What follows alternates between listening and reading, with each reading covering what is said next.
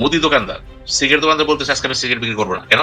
আচ্ছা জামাতে মিটিং আছে, আমির সাহেব আসতেছে। বিএনপি ভারতবন্দী, আওয়ামী লীগ যেভাবে গেছে সে সেভাবে যাচ্ছে, এবং এদের কাছে বাংলাদেশ নিরাপদ না। তারা যে দেশে ফেরার সময় বলেছিলেন আসতে পারতেছে না, বিভিন্ন কারণ আছে। এখন তিনি আসলেন, কেন আসলেন? কে তাকে বাধা দিলেন না? কে তাকে নিরাপত্তা দিল? এই কথাগুলি আসছে তো। বিএনপি কিছুটা ভারত ঘেঁষা। এখন সবচেয়ে প্রথম প্রশ্ন হচ্ছে, জামাত কি মৌলবাদী, কট্টরপন্থী? এটা কারা বলতেছে? এটা বলতেছে ভারত, জামাতের বিপক্ষে যারা আছে। কিন্তু জামাতে বর্তমান যে সংবিধান, বর্তমান যে লেখাপড়া, বর্তমান যে ইশতেহার, বর্তমান যে কথাবার্তা, সেখানে তো কোথাও মনে হচ্ছে না সেটা মৌলবাদী। এবারকার জাতীয় নির্বাচনে আপনি যদি সারা বাংলাদেশে স্বতন্ত্র প্রার্থীদের মধ্যে একজনকে হিসাব করেন, যে যিনি স্বতন্ত্র প্রার্থী হিসেবে জিতে আসতে পারেন, সে ইজ তাসনিম জারা। অর্থাৎ তাসনিম জারা ইজ ইম্পর্টেন্ট। কিন্তু তাসনিম জারা কেন এনসিপি থেকে বের হয়ে গেল, বা জামাত জোট থেকে নির্বাচন করতে কেন অস্বীকৃতি জানালো? আসসালামু আলাইকুম প্রিয় দর্শক, চমৎকার দুটি খবর আপনাদের জন্য নিয়ে এসেছি। হয়তো আপনাদের চোখে পড়েছে, তারপরেও আমি শুধু মনে করিয়ে দিচ্ছি। আগামী ত্রয়োদশ জাতীয় সংসদ নির্বাচনে বিজয় লাভ করে বাংলাদেশের প্রধানমন্ত্রী হবার মতো যোগ্যতা তারেক রহমানের নেই বলে মতামত ব্যক্ত করেছেন মার্কিন ডিপ্লোম্যাটরা। অপরদিকে জামায়াতের বিপুল সম্ভাবনা দেখে আগামী নির্বাচনে জামাত ইসলাম সংখ্যাগরিষ্ঠতা পাবে এবং অনেক বেশি আসন পেয়ে তারা সরকার গঠন করবে। ফলে মার্কিন যুক্তরাষ্ট্র জামাতের সাথে কাজ করতে, সম্পর্ক বৃদ্ধি করতে চায়। এবং মৌলবাদী কথাটার যে অর্থ ওয়েস্টার্ন ইউরোপ বিশ্ব বলতে একসময়, যেটা আমরা ডিকশনারি সোশ্যাল সায়েন্স বিভিন্ন জায়গায় পেয়েছি আমরা, সেটা হচ্ছে ইসলামের যে কোনো একটা অংশকে তারা মৌলবাদী বলবে। কিন্তু মৌলবাদী মানে কি? ফান্ডামেন্টাল যারা থাকবে তারা তো অবশ্যই, যারা কোরআন মানে, ধর্ম মানে, তারা তো এমনি সবাই মৌলবাদী। যে পাঁচ ওয়াক্ত নামাজ পড়ে সেও তো মৌলবাদী, কারণ সে মূলকে ধরে আছে। মূল মানে মৌলবাদী, মৌলবাদী যেটা স্ল্যাং, এই যে মূলকে ধরে আছে এটাকে বিকৃত করে বলা হয় উনি হচ্ছে বিভ্রান্ত দর্শন নিচ্ছেন, অর্থাৎ ধর্ম দর্শনটাকে তিনি মিস ইউজ করতেছেন, ওই সেন্সে মৌলবাদী বলা হচ্ছে। ধর্ম দর্শনটাকে যখন প্রপার চ্যানেলে চলে আসবে, যখন এটা মানুষের মুক্তির পথ দেখাবে, নাগরিকদের কথা বলবে, অর্থনীতির কথা বলবে, সমাজের কথা বলবে, সম্প্রীতির কথা বলবে, সে তো মৌলবাদী না। এটা বলা যাবে না তো। আর আমি তো মনে করি না যে নামাজ মৌলবাদী, কারণ আমি তাদেরকে চিনি, জানি, তাদের সাথে মিশেছি, দেখেছি। বাংলাদেশে তো অনেক দলই আছে, কোন দলকে বাংলাদেশে বলা যায় না মৌলবাদী? কোন দলই নাই। মৌলবাদ সংখ্যাটা বিরাট ব্যাপার। এটা তো ধর্মকে আঁকড়ে ধরবে এবং সেই পদ্ধতিতে চলবে। জামাত কি বলেছে? মহিলাদের অধিকার সময় কি বলছে? স্পষ্ট কথা বলছে জামাতের আমির, এবং যে কথাগুলি সে বলেছে এতে পড়ছে বিশ্বের যে কোনো দার্শনিক হিমশিম খেয়ে যাবে। নারী অধিকারের যে মৌলিক কথা সেটি সে বলেছে, পর্দার কথা বলেছে। পর্দা মানে কি যে পর্দা বলে সেটা তো না। এখানে পর্দা মানে হলো আপনাকে ইজ্জত, সমান সম্মান। ইজ্জত শুধু পারিয়ে পুরুষের নাই। জামাত এই কথা বলতেছে, পুরুষ কোরআন শরীফে বলা হয়েছে কিন্তু পুরুষের পর্দা আগে, দৃষ্টি সংবরণ করা পুরুষকে বলা হয়েছে। এটা কি বলে ওয়েস্টার্ন বিশ্ব? ওয়েস্টার্ন বিশ্বে যে পতনটা হয়েছে এখান থেকে চলতে, তাদের পুরুষও ঠিক না, নারীও ঠিক না। তো সেখানে তারা কি কথা বলবে? এখন তারা বুঝতে পারতেছে যে বাংলাদেশে যে পরপর যে দুটা দল, বিএনপি জামাত জাতীয় পার্টি পড়তে গেলে তো এই দলগুলোর ভিতরে দেখতে হবে করাপশন, স্বজনপ্রীতি এবং ভঙ্গ পররাষ্ট্রনীতি, ভঙ্গ অর্থনীতি তারা দেখেছে গেলি। একে দেখে তারা মনে করতেছে একটা দল এখানে আছে, তাদের শৃঙ্খলা আছে, লেখাপড়া আছে, ডিসিপ্লিন আছে, আদর্শ আছে, কর্মসূচি আছে, সততা আছে। এগুলি দেখেই তারা বলতেছে যে না, এই দলটাকে বিশ্বাস করা যায়, কারণ এই দলটা মৌলবাদী না, আফগানিস্তান তালেবান না। এটা কারা বলে? এরা জামাতের বিপক্ষ শক্তির কথা বলতেছে। সুতরাং ওয়েস্টার্ন বিশ্ব যেটা বলতেছে এখানে, তারাও কিন্তু মতবাদ চেঞ্জ করে ফেলেছে। গালি না, গালি না, তারা বলতেছে এটা হচ্ছে একটা মডারেট প্রিন্সিপাল আগাচ্ছে। তারা কিন্তু মডার্নিজম প্লাস ইসলামের দর্শন দুটোকে এক করে ফেলেছে। কিন্তু এই যে এক করে ফেলেছে, এই তো বলা যাবে না যে আমাদের কি দুটা বিশ্ববিদ্যালয় হবে, মহিলাদের একটা পুরুষ একটা, না না, বিশ্ববিদ্যালয় একটাই হবে। হল থাকবে ভিন্ন, লেখাপড়া একই থাকবে, কিন্তু একটা স্বাধীনতা বোধ থাকবে। এই স্বাধীনতা বোধই হচ্ছে মানুষের মূল ধর্ম। জামাত সে চেতনা ধারণ করেছে এবং জামাত কিন্তু কার্য প্রমাণ করতেছে। আজকে বাংলাদেশে দেখেন বিভিন্ন জায়গায় যান, আমি তো অবাক হয়ে যাচ্ছি, প্রতিদিনই যেখানে যাচ্ছি সেখানে জামাতের সব কোনো দেখা দিচ্ছে। কেন? মানুষ বিশ্বাস করতেছে জামাত যদি ক্ষমতা আসতে পারে, তাকে বিশ্বাস করে। কেন? এদের মধ্যে আদর্শ আছে, নৈতিকতা আছে, চরিত্র আছে, অর্থনীতি আছে, সমাজনীতি আছে, পরমত সহিষ্ণুতা আছে, অন্য ধর্মের প্রতি তাদের যত্নের কথা বলা আছে, এবং সবচেয়ে বড় নারী পুরুষ অধিকারের কথা বলা আছে। এবং এই যে অবক্ষয়, যুব সমাজের অবক্ষয়ের বিরুদ্ধে বলা আছে। ড্রাগস, জামাত তো ড্রাগস ভিত্তি করবে না। আপনি দেখেন জামাতের আমির গেছে মিটিং করতে, কোথাকে দেখলাম সেখানে মুদি দোকানদার, সিগারেট দোকানদার বলতেছে আজকে আমি সিগারেট বিক্রি করবো না। কেন? আচ্ছা জামাতে মিটিং আছে, আমির সাহেব আসতেছে। এই যে সিগারেট বিক্রি করবো না, সিগারেট নিষিদ্ধ, আমেরিকা তো তাই, তামাক নিষিদ্ধ। এই জিনিসগুলো যদি আপনি যদি মেনে নেন, তাহলে আইন লাগে না তো। আইনটা করছেন কেন? মানুষ যখন এগুলো মানে না তখন আইন করার প্রয়োজন হয়। তো সেই ব্যাপারটাই বললাম যে জামাতকে মৌলবাদী বলা যাবে না। ওয়েস্টার্ন ওয়ার্ল্ডও কিন্তু কনসেপ্ট চেঞ্জ করেছে। ওই যে বললেন সাংবাদিকের সাথে কথা বলেছে, একজন কূটনীতিক যিনি ব্রিফ করেছেন, উনি হয়তো সেই অ্যাঙ্গেলে ব্রিফ করেছেন যে এখানে একটা হয়। আরেকটা যে মারাত্মক কিন্তু, সেটা হলো আমেরিকা চাচ্ছে এখন সরাসরি বাংলাদেশকে তাদের অভাবে দেখতে, কারো ছায়া অনুপাতে রাখেন, কারো ছায়া প্রভাবিত হয় না। অর্থাৎ বুঝতে চাচ্ছেন বাংলাদেশ আমেরিকা পলিসিটা হবে 1-to-1, এখানে ভারতে তার নির্দেশিত ভারত হবে না, এটাও একটা পলিসি। কাকে পাবেন এখন? বিএনপি কে যেহেতু বলা হচ্ছে, বিএনপি কিছুটা ভারত ঘেঁষা এবং তার বিরুদ্ধে অপবাদ আছে। তারা যে দেশে ফেরার সময় বলেছিলেন আসতে পারতেছে না, বিভিন্ন কারণ আছে। এখন তিনি আসলেন, কেন আসলেন? কে তাকে বাধা দিল না? কে তাকে নিরাপত্তা দিল? এই কথাগুলি আসতো। এখানে বলা হচ্ছে আনন্দবাজার পত্রিকা একটা সেই লেখা তাদের না তো, এটাও কিন্তু সরকারি তরফে আনন্দবাজার সরবরাহ করা হয়েছে এবং তারা লিখছে 3টা শর্তে দেশে ফিরেছে। তাহলে তার এই জিও কিন্তু বলা যাচ্ছে আপনি এইমাত্র বললেন যে সরকারের তরফ থেকে আনন্দবাজারকে সরবরাহ করা হয়েছে, যে তারেক রহমান 3টা শর্ত দেশে দিতেছেন। কোন সরকার? ভারত সরকার না বাংলাদেশ সরকার? ভারত সরকার। ভারত সরকার। আচ্ছা, প্লিজ কন্টিনিউ। ভারত সরকার, অবশ্যই ভারত সরকার, তার গোয়েন্দা বাহিনী বাংলাদেশের প্রশ্ন না। এখন এটা যদি সত্য হয়ে থাকে, দেখেন যদি সত্য হয়ে থাকে এটা, তাহলে তো চিত্র আরো ভয়াবহ। তাহলে দেখা যাচ্ছে বিএনপি কে এখন কোনটা করা হচ্ছে কি হিসেবে? বিএনপি ভারতবন্দী, আওয়ামী লীগ যেভাবে গেছে সে সেভাবে যাচ্ছে এবং এদের কাছে বাংলাদেশ নিরাপদ না। অর্থাৎ এদের কাছে ইউরোপ আমেরিকার স্বার্থ নিরাপদ না। আমেরিকা স্বার্থ রয়েছে বে অফ বেঙ্গল, ওখানে রয়েছে মায়ানমার সমস্যা। খেলা তো আসতেছে, এখানে অনেক খেলা কিন্তু এখানে আসে, কিন্তু সেই খেলাতে কিন্তু বাংলাদেশের প্রয়োজন। কোন বাংলাদেশকে? Free from Indian influence. ওই প্রেক্ষাপটে তাদের প্লাস পয়েন্ট কিন্তু আসছে। যদি বিএনপি কে চিহ্নিত করা হয়, অলমোস্ট তার ভারতের সাথে সমঝোতা করেছে। জামাতকে চিহ্নিত করা হচ্ছে, তারা আমেরিকার সমঝোতা করেছে, তুরস্কের সাথে করেছে, পাকিস্তানের সাথে করেছে। অর্থাৎ পুরাটাই কিন্তু আমেরিকান ব্লক। সেই ক্ষেত্রে দেখা দিচ্ছে, একবার দেখা যাক, বিশ্বাস করে দেখি না কি হয়। তারপরে জামাত নিজে প্রমাণ করছে তারা সুশৃঙ্খল। 6টা বিশ্ববিদ্যালয় তারা পরপর দেখাই দিচ্ছে যে মানুষের জনমত কাকে বলে। এই যে জনমত কাকে বলে, এগুলোকে আমেরিকা দেখতেছিলাম মিডিয়া চলবে, এরও ঠিক আছে, এই দল যাতে ক্ষমতা যাবে দেখে না কেন, একবার যাওয়া মানে সবসময় না। ওই কারণেই তাদের সাথে একটা সমঝোতার র্যাশ দেখা যায়, যে কারণে জামাতের আমিরের সাথে কিন্তু ওয়েস্টার্ন ওয়ার্ল্ডের বিভিন্ন দেশের রাষ্ট্র দেখা করতেছে, কথা বলতেছে, নিজের আসতেছে। কেন আসতেছে? তারা বুঝতে চাচ্ছে যে অ্যাকচুয়ালি জামাত ইসলাম কি চাচ্ছে, এবং তার কথাবার্তা আছে, আচরণ সবকিছু মিলে যাচ্ছে না। এরা তো একটা আদর্শিক মানুষ হিসেবে দাঁড়ায় গেছে। ধর্মের কথা বলতেছিলাম তো, এরা বলতেছে মানুষের কথা, মানুষ অধিকারের কথা, ইহকাল পরকালের কথা। এত খারাপ কথা কি এটা? ওয়েস্টার্ন ওয়ার্ল্ড পুরোটাই খ্রিস্টান, ওখানে তো নাস্তিক যাইতো। তো সেই চিন্তা করেন। এখন প্রশ্ন হলো, আমার কাছে গুরুত্ব প্রশ্ন, ওখানে যে 4জন সাংবাদিক ছিল, একজন সাংবাদিক গোপনে জিনিসটাকে রেকর্ড করেছে। এই যে গোপনে করলো, এইখানে প্রমাণ দাঁড়ায় যায় যে আমেরিকান এমবাসির ভিতরে আদৌ কি নজরদারি আছে, কিভাবে সাংবাদিক তাকে ক্যামেরা নিয়ে করছে।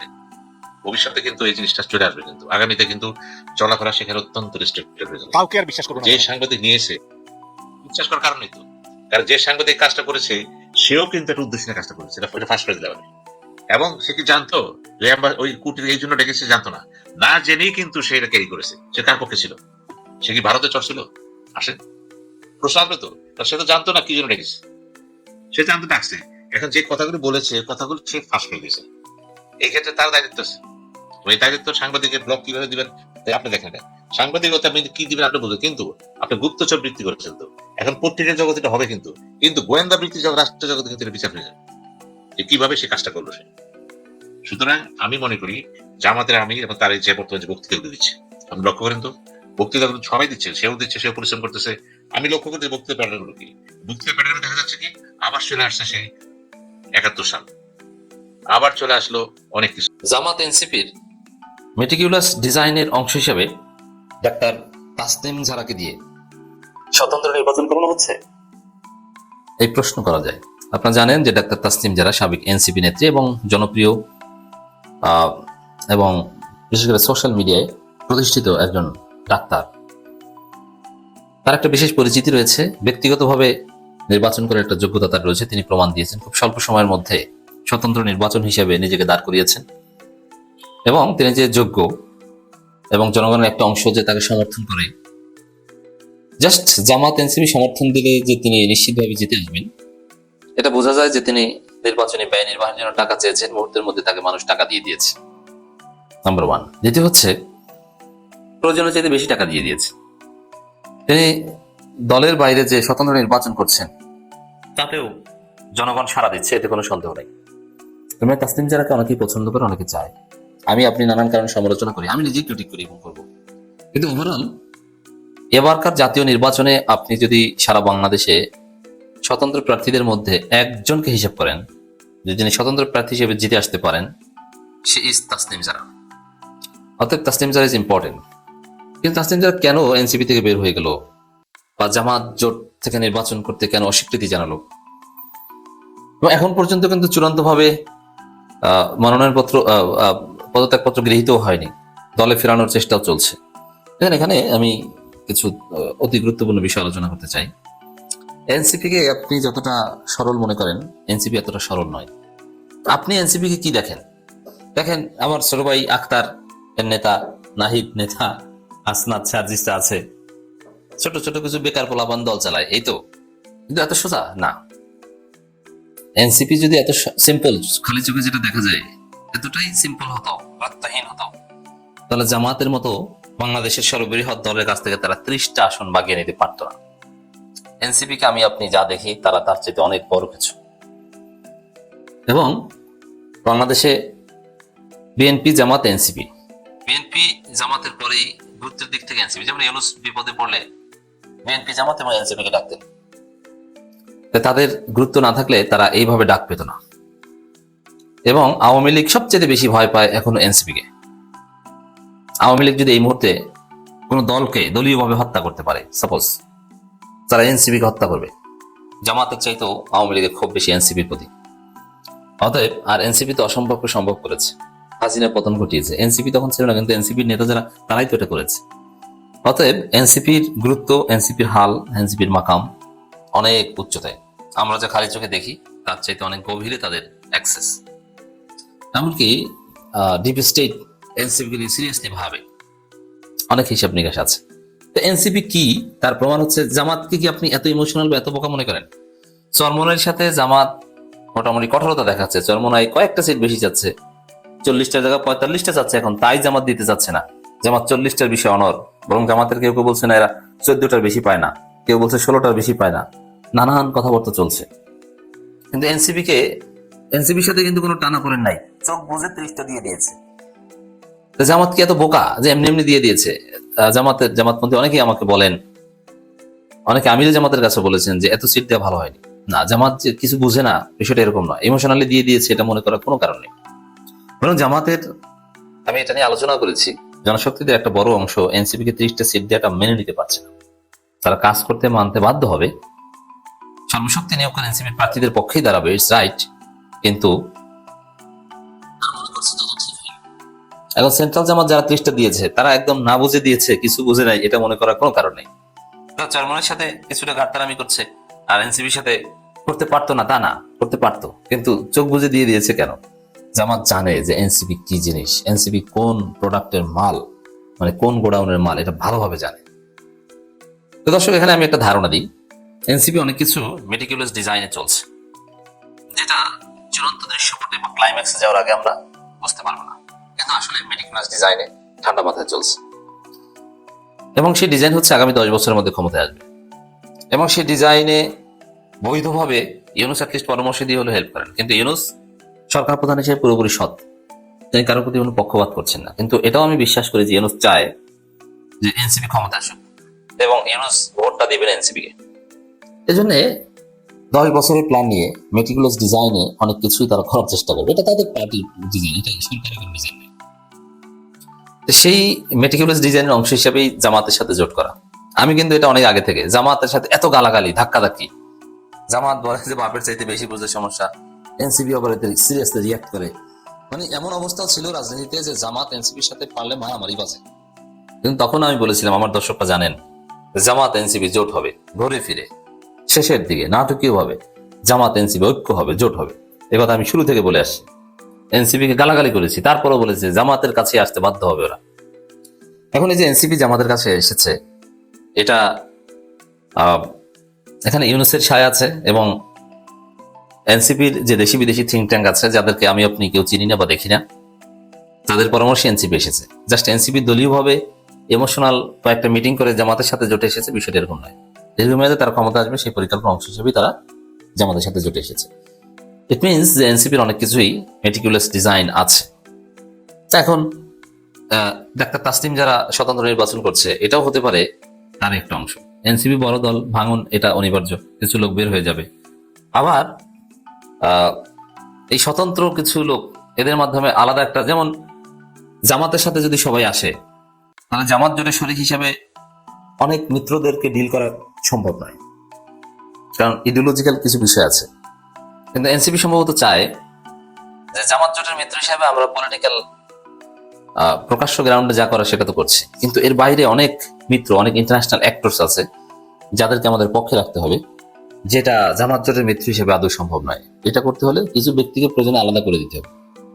এখন হতে পারে এই ডিজাইনের অংশ হিসাবে ডাক্তার তাসলিম জারাকে বলেছে যে আপনি তো একাই নির্বাচনে বিজয়ী হতে পারবেন, আমরা হয়তো অপরোক্ষভাবে হেল্প করব, এবং আপনি এককভাবে এমপি হন, এবং এই যে একটা জায়গায় জামাত জোটের মিত্র হিসেবে যেখানে আমরা যেতে পারবো না বা যাওয়া সম্ভব না, ওই জায়গাটা আপনি দেখবেন। কিন্তু দিন শেষে আপনি আমরাই যদি এরকম প্রয়োজন হয় যে জামাত সরকার গঠন করতে একটা আসনের টান বেজেছে, এখন স্বতন্ত্র এমপি তাসলিম যারা জামাতকে সমর্থন দিলে সরকার গঠন করবে, চোখ বুঝে দিয়ে দিবে, কিন্তু তাসলিম যারা তার মতো করে কাজ করবে। অসম্ভব নয়, হতে পারে। আসসালামু আলাইকুম প্রিয় দর্শক, চমৎকার দুটি খবর আপনাদের জন্য নিয়ে এসেছি। হয়তো আপনাদের চোখে পড়েছে, তারপরেও আমি শুধু মনে করিয়ে দিচ্ছি। আগামী ত্রয়োদশ জাতীয় সংসদ নির্বাচনে বিজয় লাভ করে বাংলাদেশের প্রধানমন্ত্রী হবার মতো যোগ্যতা তারেক রহমানের নেই বলে মতামত ব্যক্ত করেছেন মার্কিন ডিপ্লোম্যাটরা।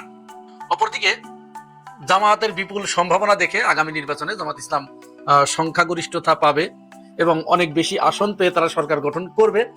ফলে মার্কিন যুক্তরাষ্ট্র জামাতের সাথে কাজ করতে, সম্পর্ক বৃদ্ধি করতে চায়। এরকম দুটি নিউজ পৃথকভাবে এসেছে। এর ভিতরে প্রথম নিউজ সেটি ওইভাবে এখনো ভাইরাল হয় নাই, দ্বিতীয়টি ভাইরাল হয়েছে। প্রথমটি এটি গোপন সূত্রে পাওয়া গেছে, বিএনপি পন্থী কিছু সাংবাদিকদের নির্বুদ্ধিতার কারণে বলবো আমি, যেহেতু এটি প্রকাশ হবার কারণে জামাতপন্থী যারা রাজনীতি করে দেশে তাদের লাভ হয়েছে, অর্থাৎ 10 দলীয় জোট সমর্থকদের ব্যাপকভাবে লাভ হয়েছে। কিন্তু বিএনপির যে কত বড় ক্ষতি হলো, এবং বিশেষ করে যারা ওই সাংবাদিক যারা এইটার সাথে জড়িত, যারা এই ক্লিপটি লিক আউট করেছে, তাদের যে কত বড় ক্ষতি হলো তারা এটি বুঝতেই পারে নাই। তাহলে বিষয়টা আসেন আমরা একটু পরিষ্কার করে বোঝার চেষ্টা করি।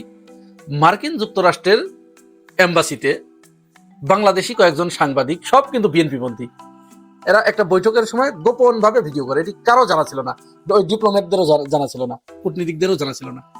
তারা গোপন ভাবে কথোপকথনগুলো ওই অফিসের, অর্থাৎ আনঅফিসিয়াল যে কথোপকথন, প্রোগ্রাম শুরুর আগে বা অনুষ্ঠান শুরুর আগে ব্যক্তিগত পর্যায়ে যে সমস্ত কথাবার্তা হয়, এইগুলো তারা গোপনে ভিডিও ধারণ করে। এরই একটি পর্যায়ে মার্কিন কূটনীতিকরা তারা এরকম গল্পের ছলে বলছিলেন যে তারেক রহমান আগামী নির্বাচনে যদি প্রধানমন্ত্রী হয়, তাহলে তিনি প্রধানমন্ত্রী হবার মতো ম্যাচিউরিটি তার ভিতরে এখনো আসেনি। তারা এইটি আবার বলেছেন দুটি কারণে। সেটা হচ্ছে তিনি নির্বাচনের শুরুতে 22 তারিখে যে বক্তব্যগুলো দিয়েছেন, এই বক্তব্যের ভিতরে কোনো ক্যারিসমাটিক নেতৃত্ব ছিল না, নতুন কোনো কিছু ছিল না, গতানুগতিক পুরনো ধাঁচের যে পুরাতন কথাগুলো, ধার করা কথা, এগুলোই ছিল।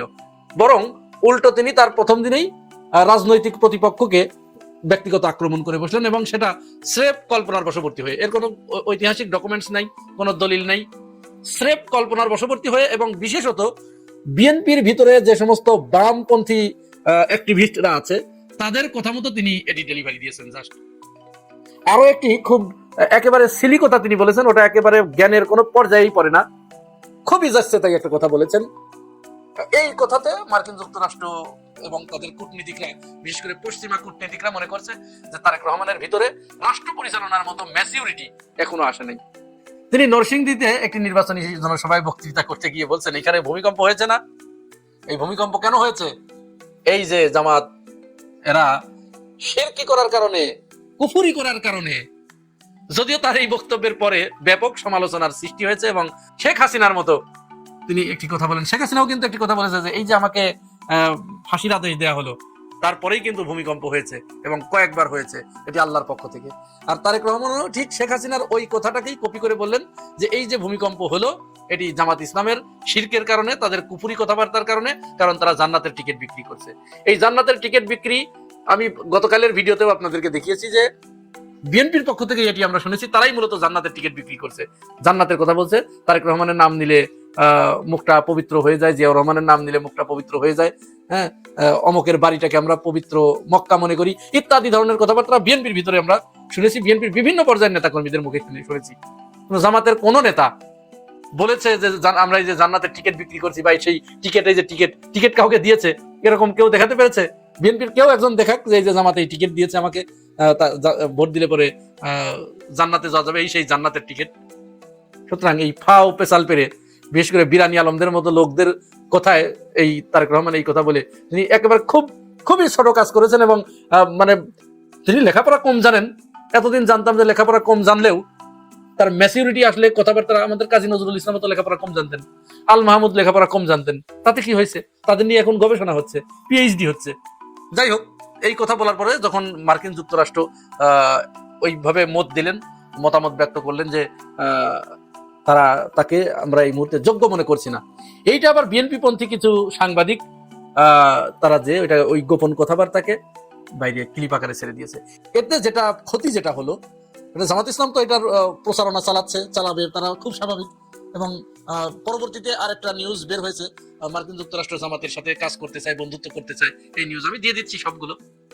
তো যেটা হলো, ওই যে সাংবাদিকরা যারা এই যে নীতি নৈতিকতা ভ্যালুসকে পাত্তা না দিয়ে ব্যক্তিগত কথাকে ফাঁস করে দিলেন, ভবিষ্যতে যেটা হবে, এরা আর কোনোদিন ওই এম্বাসিতে, ওই ডিপ্লোম্যাট এরিয়াতে, ডিপ্লোম্যাটিক জোনে আর জীবনে কোনোদিন প্রবেশই করতে পারবে না, তাদের পাত্তাই দেবে না।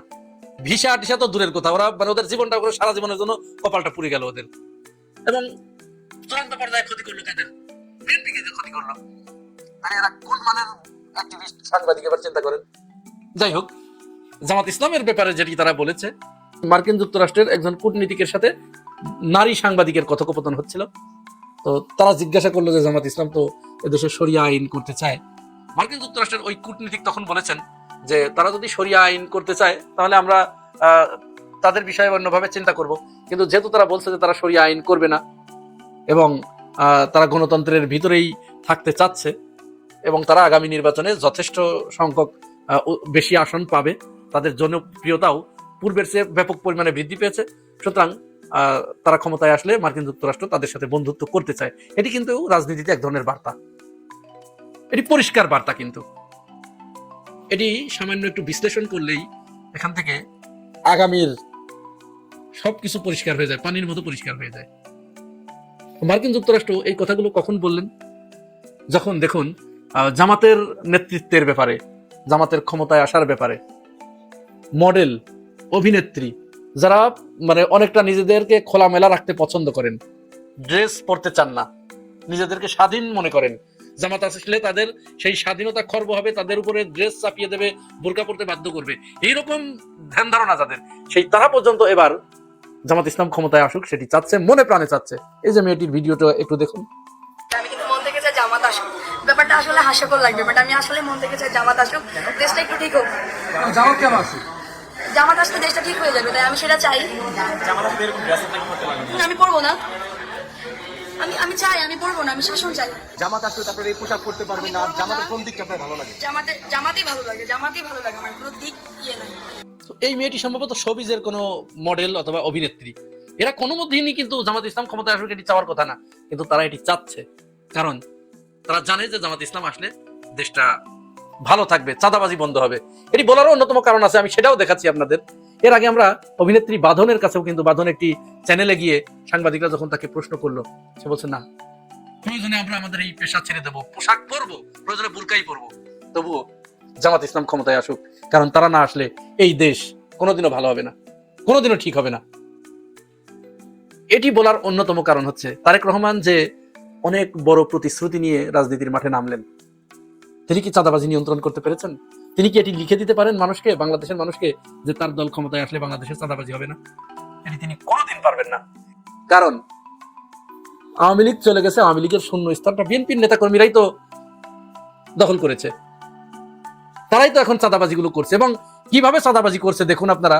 দিনাজপুরের যুব দলের নেতা হান্নান সরকার প্রকাশ্য দিবালোকে চাঁদা না পেয়ে দেখুন একজন ব্যবসায়ীকে কিভাবে তাকে হত্যা করতে উদ্যত হয়েছে দেখুন।